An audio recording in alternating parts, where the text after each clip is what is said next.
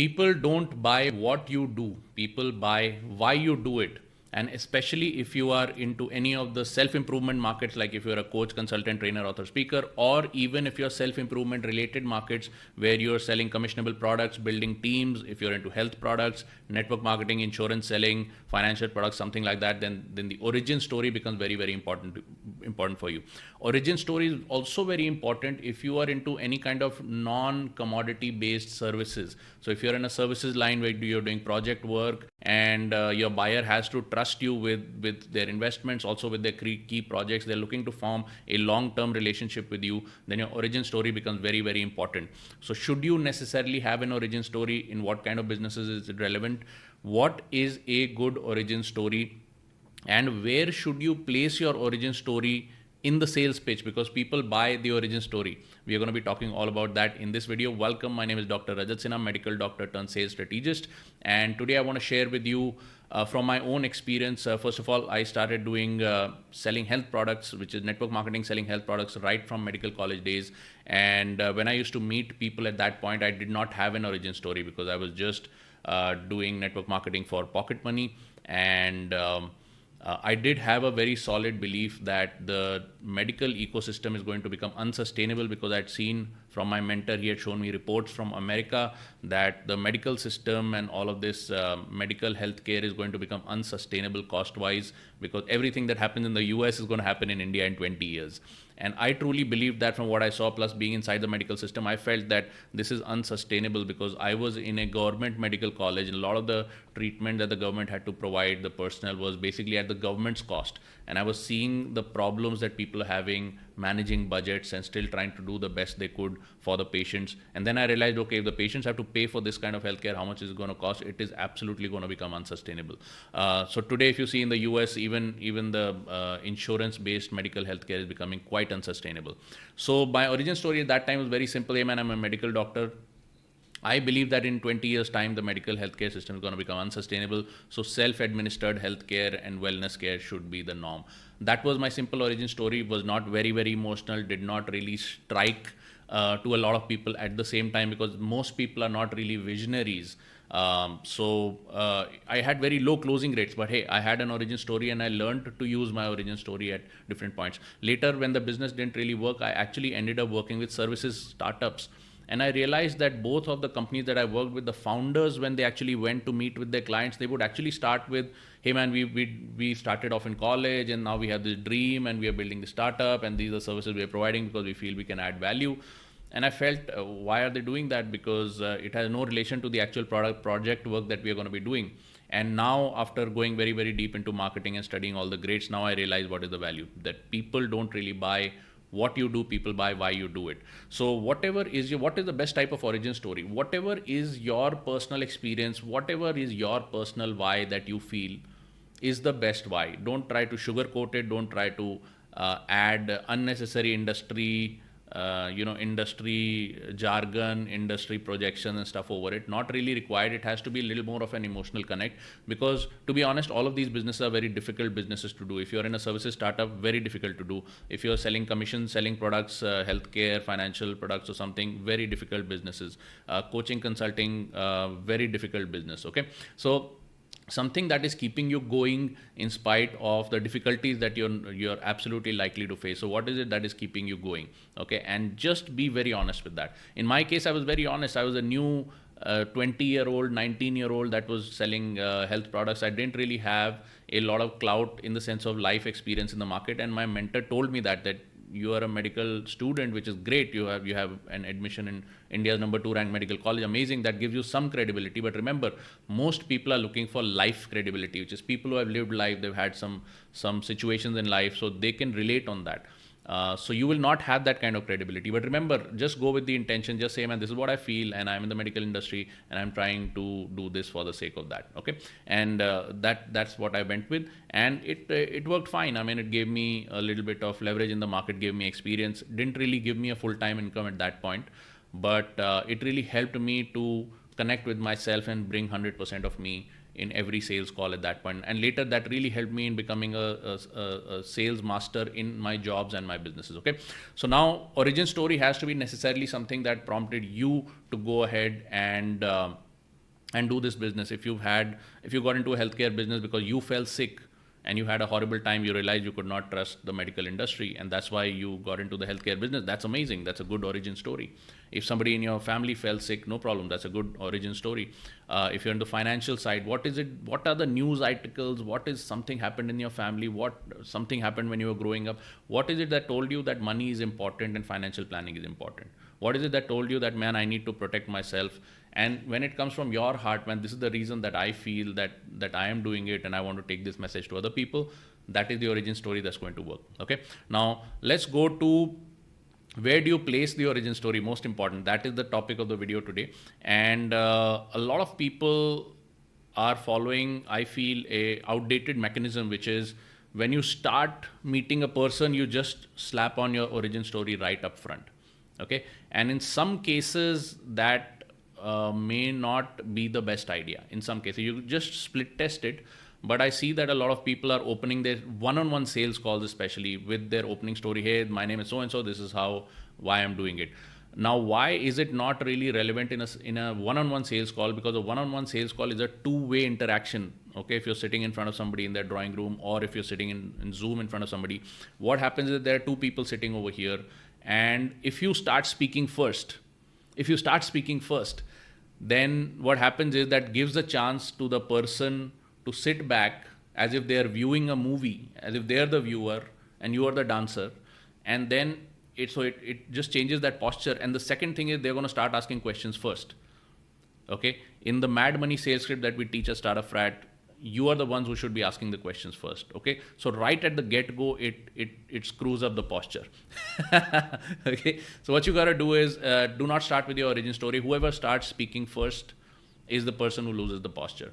Okay. So I'm just going to walk you through the Mad Money script format. And then I want to talk to you about what are the things that I feel some people are doing wrong in the one-on-one format. Now, in a webinar format, is totally different. In a mass marketing format, very different. If you're presenting on stage, we want to try to sell from the stage, very, very different, because in the stage, you own the room. Nobody's going to start talking, right? So you need to build that momentum if you're owning the stage, or if you're holding a webinar or something like that. You need to build that momentum so you can start off with the origin story. However, in a one-on-one selling mechanism, connection is more important, and your origin story sometimes wipes out that connection, loses you the posture because you start speaking first, and then you are not in a position to ask questions because you are the one talking, and then the prospect is probably going to ask questions. Okay, so let's go to the Mad Money script, and I'm going to talk to you about how do you place the origin story just the right way. Okay, so this is where you have high energy opening.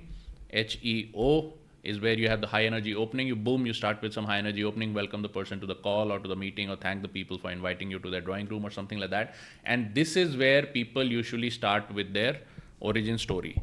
Okay, usually this is where they are starting off and saying, okay, this is my name is so and so, and this is what I do, and the reason we are meeting is this. Okay, this is the wrong place to start meeting. What you do is you start with the trigger reference over here.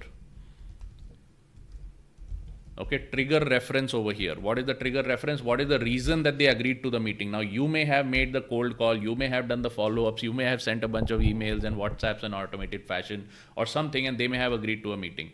But the point is they have agreed to the meeting for a particular trigger reference that you gave. Is it making money, saving money, having health, whatever it is?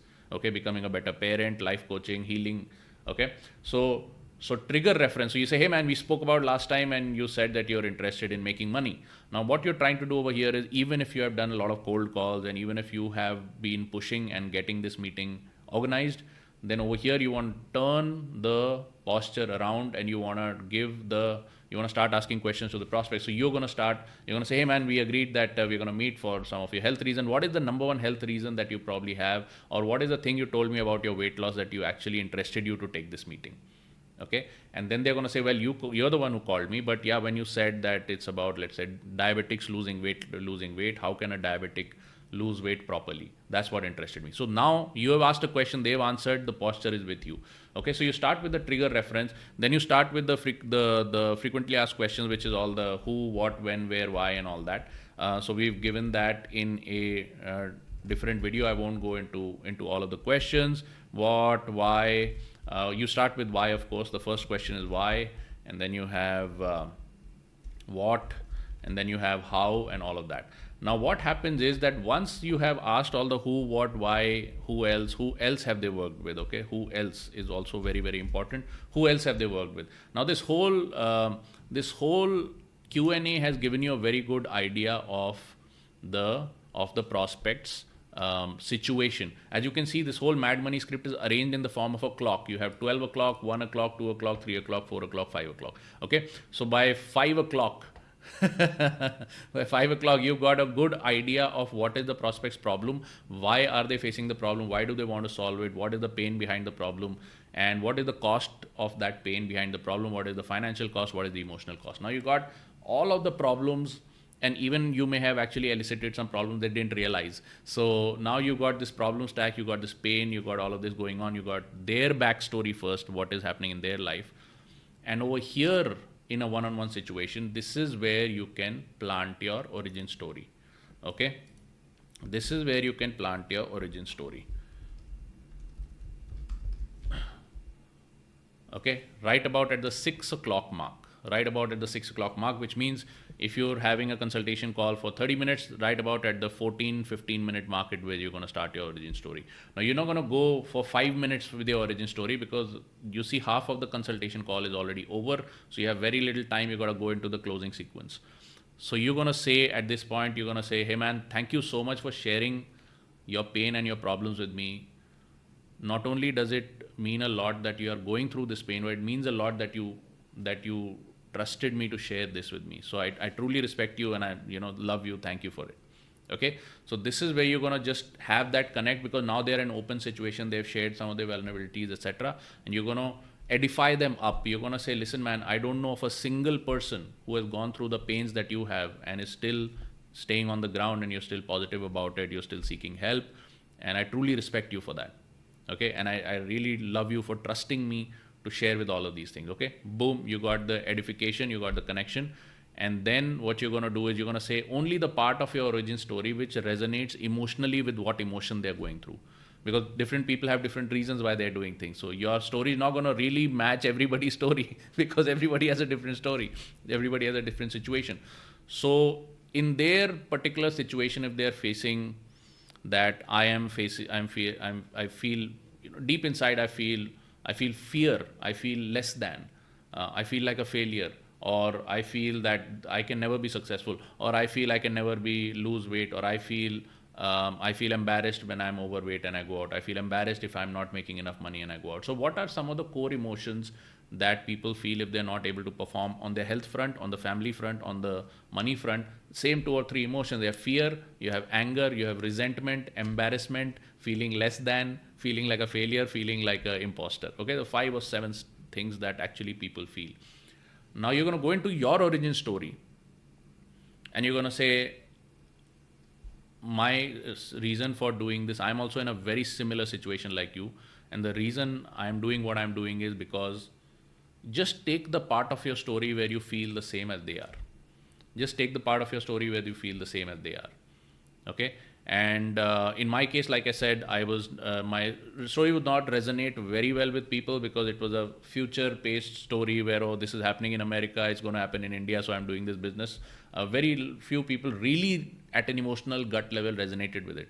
But I would use the feelings. I would say, I totally feel like you. I know that if you don't get the results you want, it makes you feel like a loser, which they may have already said. And I am very much similar like you. Listen, man, I worked very, very hard, and I come from this kind of family where actually my degree and my education means a lot to my family, because I come from educated middle class background, and I've been taught that you should get a degree, get a job, and solve the problem. Now I'm doing my medical program, and I am realizing that this is not the answer. It's not going to help solve the health problem. So while I have got what I wanted, which is I've got a government salary, I've got government pension, benefits, everything, but I feel what I'm doing is not going to solve the problem, and it makes me feel like a loser because I worked very, very hard to be here. Okay, so see how I flipped it? I'm already winning in life, but I still feel like a loser because what I'm doing is not going to solve the problem. Okay, similarly, if you have even more powerful, if you've been through a similar situation. They are not making money. You have had a point in life when you are not making money. Listen, my story is very, very similar to yours.